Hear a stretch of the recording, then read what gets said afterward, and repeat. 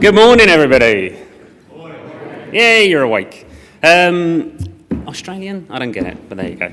Again, as Dick said, my name's Steve Law. I'm up here today to give a retailer's perspective of what the courier market has done for us in the past, what it should be doing for us in the next few years, and how we should be working in partnerships and understanding our relationships better. Next. Great. So, who am I? I say, as Dick said, I work for Firebox.com, the leading site for amazing gifts and gadgets. We specialise in bringing stuff to market first, and then back it up with super quick fulfilment and fantastic customer services.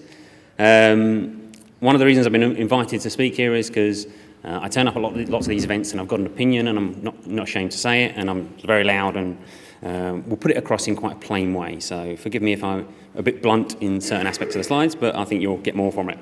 Am I an expert? My dad would chuckle just by me saying that. No, I'm not, but I've got lots of years of experience, and I know my way around the home delivery market. So again, what is Firebox.com? Already covered most of this. 350,000 dispatches last year, turning over about £30 million in £30 million to turnover and about £1 million profit. So we're pretty good at what we do, and we know what our customers like. What I'm going to cover, again, touching on this partnerships, I think it's the most important thing that any of us can take away from today. I'm going to go through what I perceive as the biggest pains, both for the courier networks and the retailers. I want to introduce you to this idea of focusing on failure.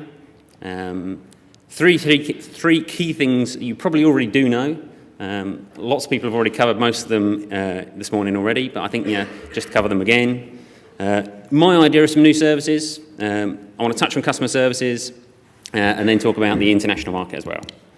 So first things first, couriers, thank you. Thank you so much. Without you, I wouldn't be here.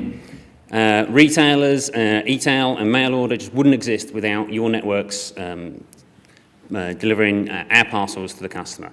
That's £50 billion worth of revenue last year, according to the IMRG. That's a lot of money that simply wouldn't happen unless you were doing the job you're doing. And I don't think retailers give you guys enough credit for the jobs you do. We're very quick to moan, not so quick to praise. So a big thank you.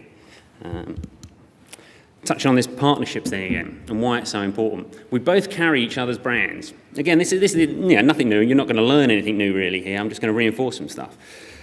From our perspective at Firebox, we're an online pure play retailer. So we don't have any shop stores. Customers can't experience the product or the brand physically until their parcel is delivered. So their first impression of Firebox.com is your delivery driver walking up their path with our parcel. So it's how he's presented, what he looks like. Does he turn up and walk down their path and give them their parcel?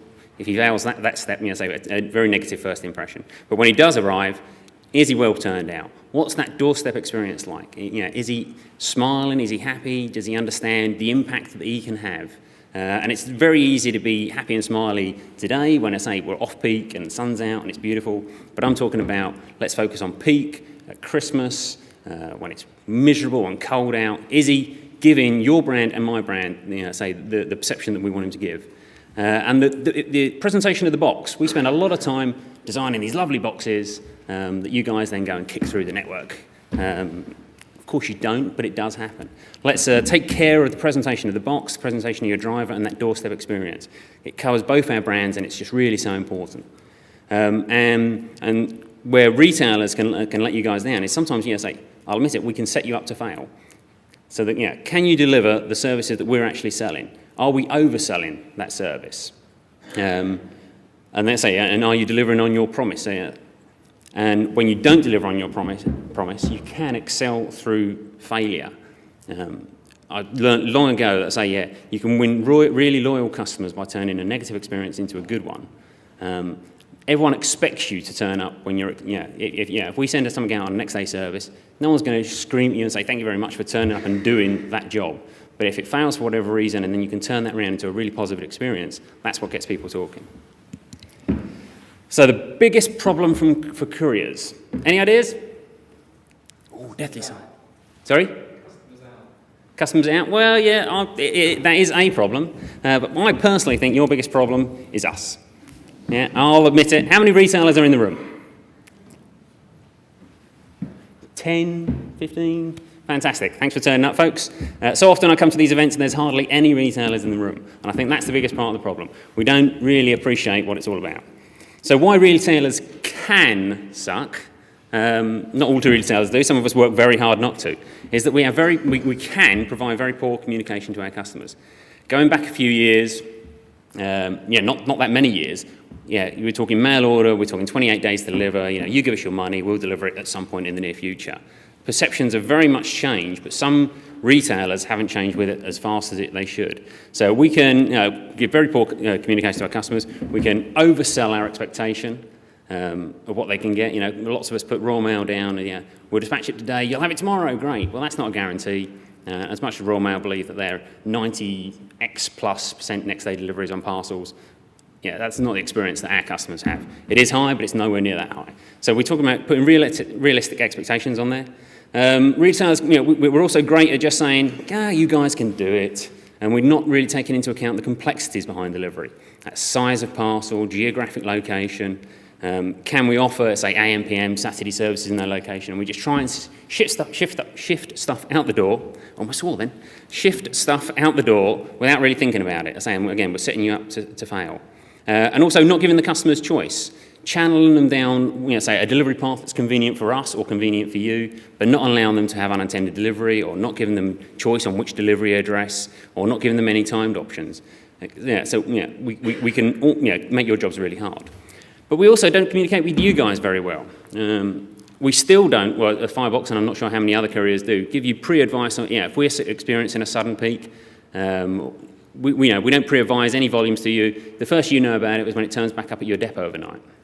So I think, we could all improve on that. I'm saying if there was further improvement on that, I think that could bring some real industry changes. Not enough of us use the tracking that's available to give our customers up-to-date information, which could really improve things. And then not a lot of us use the information that you do provide us to change our options on the site. Like I say, thinking back to just the recent snows, you guys were reporting problems, unable to get to depots. Us retailers were going, next day, no problem. And I say it took quite a few retailers quite a few days to realise we were sending stuff out, customers were paying for a next day service, but there was just no realistic way in hell that they were actually going to get it. So we need to improve our communications. So what's the biggest pain for retailers? Not couriers, actually. Well, it is couriers. Yeah, sorry, I'll be honest, it is couriers. Our biggest pain is varnish. No, hang on, that's wrong. It's that Ronseal don't run a courier company. Yeah, and that's quite an easy one. I think, and I've spoken to quite a few other people, that you already offer enough services to enable us, through schemes like the IDIS, to enable first-time delivery success. What we need is you guys to just deliver on your promise. Yeah, do the job you're paid for.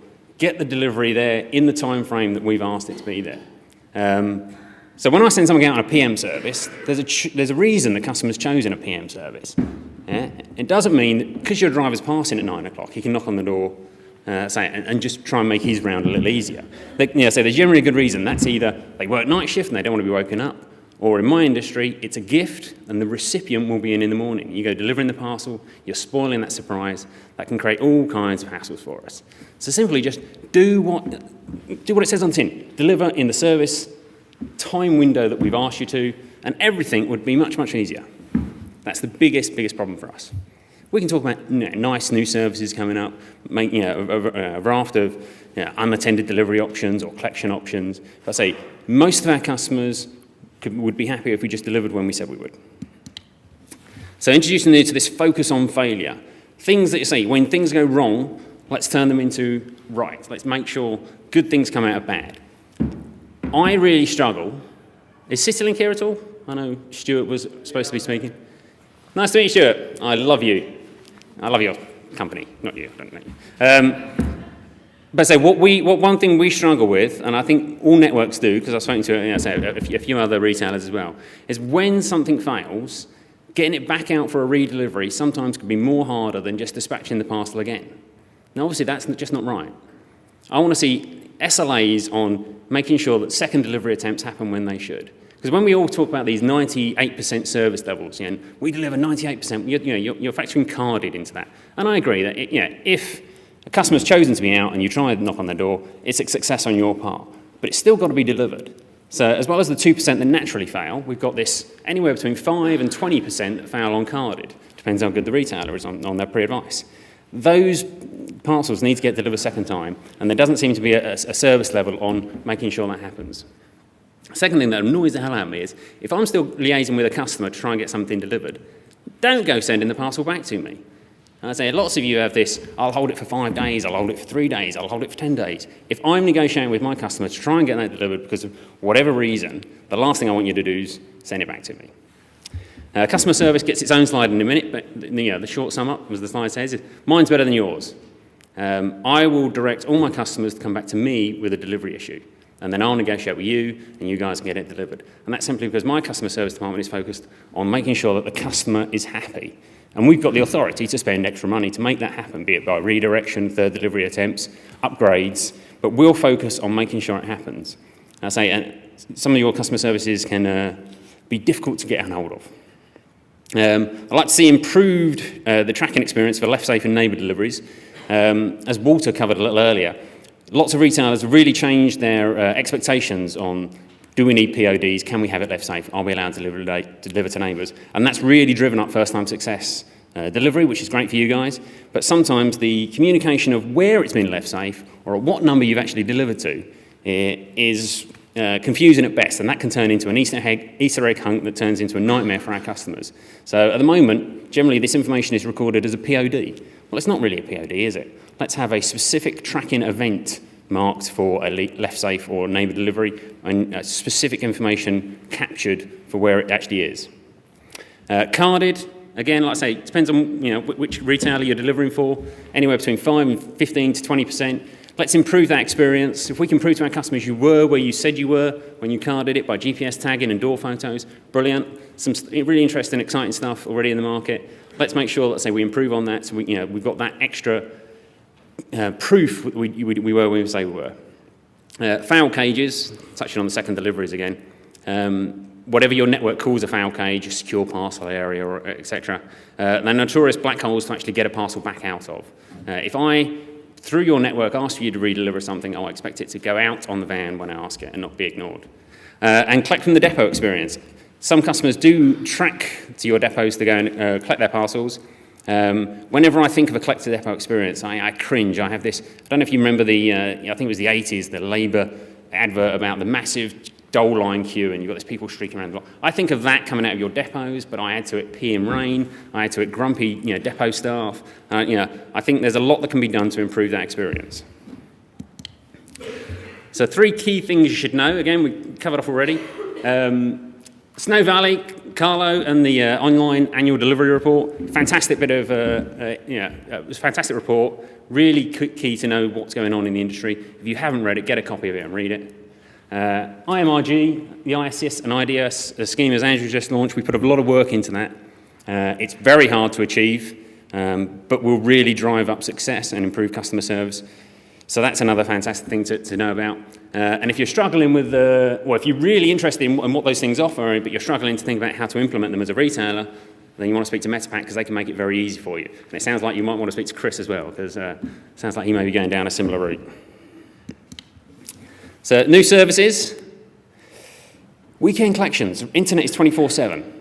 I think especially at peak times, you need to pick up the ball and run 24/7 as well. And I'm not talking about just all-day deliveries on Saturdays. I'm talking about Sunday deliveries.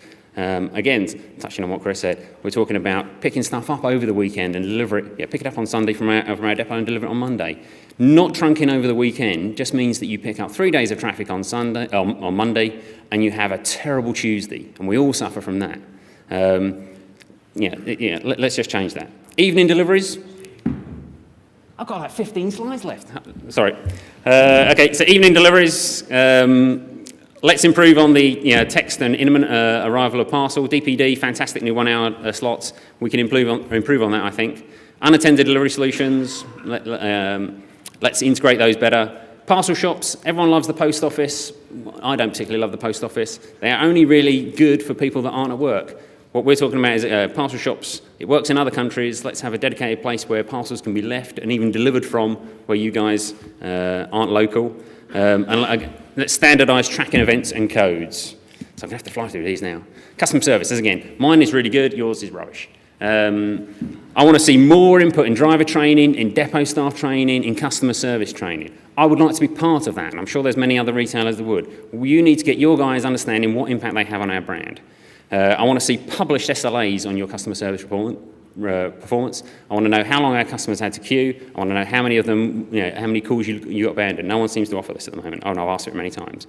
As I say, we've seen a lot of stuff, ranging redirection or redeliveries via text. We're an online company in an online world. Let's have more of this done online. International, I'll skip for now because most of you are covering UK, but basically I need to improve on that. So summary, do this stuff. Love the doorstep experience. Don't stop until it's delivered. Let's improve on pre-advice time expectations. Focus on failure to turn failure into success, and let's improve on delivery options. And one last point. I'm running the London Marathon. You can sponsor me here. CityLink, you can sponsor me here. Thank you very much.